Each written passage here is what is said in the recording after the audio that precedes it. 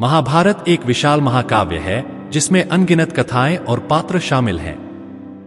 उनमें से एक महत्वपूर्ण कथा है ऋषि दुर्वासा और पांडवों के बीच की घटना। यह कथा ऋषि दुर्वासा के श्राप से जुड़ी हुई है जिसने पांडवों के जीवन में बड़ी चुनौतियां खड़ी कर दी थी। पृष्ठभूमि: पांडवों को, जिनमें युधिष्ठिर, भीम, अर्जुन, नकुल और सहदेव शामिल थे, अपने चचेरे भाइयों कौरवों के कारण अनेक कठिनाइयों का सामना करना पड़ा था।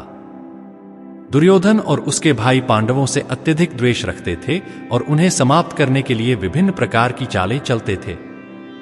एक बार जुए के खेल में छलपूर्वक युधिष्ठिर ने अपना सारा राज्य और संपत्ति खो दी। इसके परिणामस्वरूप पांडवों को अपने राज्य से निष्कासित कर दिया गया और उन्हें 13 वर्षों के वनवास का सामना करना पड़ा। इस वनवास के दौरान उन्हें 1 वर्ष अज्ञातवास में भी बिताना था। दुर्वासा ऋषि का आगमन: वनवास के दौरान पांडव विभिन्न स्थानों पर विचरण करते रहे। एक दिन दुर्वासा ऋषि अपने शिष्यों के साथ पांडवों के आश्रम में आए। दुर्वासा ऋषि अपने क्रोध के लिए प्रसिद्ध थे और उनके क्रोध से किसी को भी नहीं बचाया जा सकता था। पांडव जानते थे कि उन्हें ऋषि की सेवा में कोई कमी नहीं होनी चाहिए, अन्यथा उनका श्राप विनाशकारी हो सकता है। दुर्वासा ऋषि ने पांडवों से कहा कि वे और उनके शिष्य भोजन करने के बाद वापस आएंगे। यह सुनकर पांडव चिंतित हो गए क्योंकि उनके पास भोजन की कोई व्यवस्था नहीं थी। द्रौपदी, पांडवों की पत्नी, भी बहुत चिंतित थी। उन्होंने भगवान श्री कृष्ण को पुकारा। श्री कृष्ण ने तुरंत प्रकट होकर द्रौपदी से कहा कि वह अपनी रसोई में बचा हुआ भोजन उन्हें दिखाए। द्रौपदी ने कहा कि उसने सब कुछ पहले ही धो दिया है, लेकिन जब उसने देखा तो एक बर्तन में चावल का एक दाना और सब्जी का एक टुकड़ा मिला। श्री कृष्ण ने उसे खा लिया और तुरंत कहा कि अब दुर्वासा ऋषि और उनके शिष्य तृप्त हो गए हैं। दुर्वासा का क्रोध: दुर्वासा ऋषि और उनके शिष्य जब नदी से स्नान करके लौटे तो उन्होंने महसूस किया कि उनका पेट भर गया है। उन्हें लगा कि उन्होंने पहले ही भोजन कर लिया है और वे बिना भोजन किए ही चले गए। पांडव इस तरह दुर्वासा ऋषि के क्रोध से बच गए।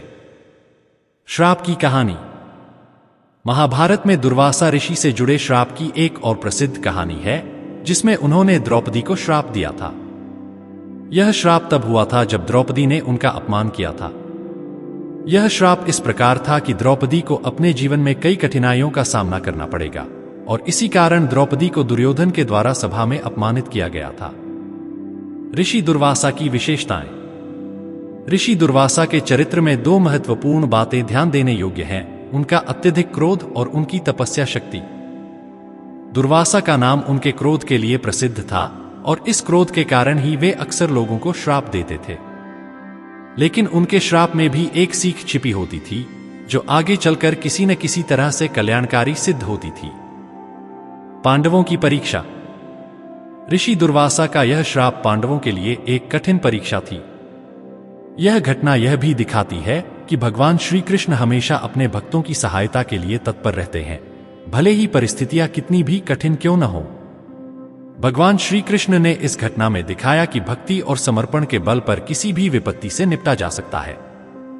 निष्कर्ष: इस कथा से हमें यह शिक्षा मिलती है कि जीवन में कितनी भी कठिनाइयां क्यों न आए, यदि हमारे पास धैर्य, समर्पण और भगवान का आशीर्वाद हो तो हम हर चुनौती का सामना कर सकते हैं।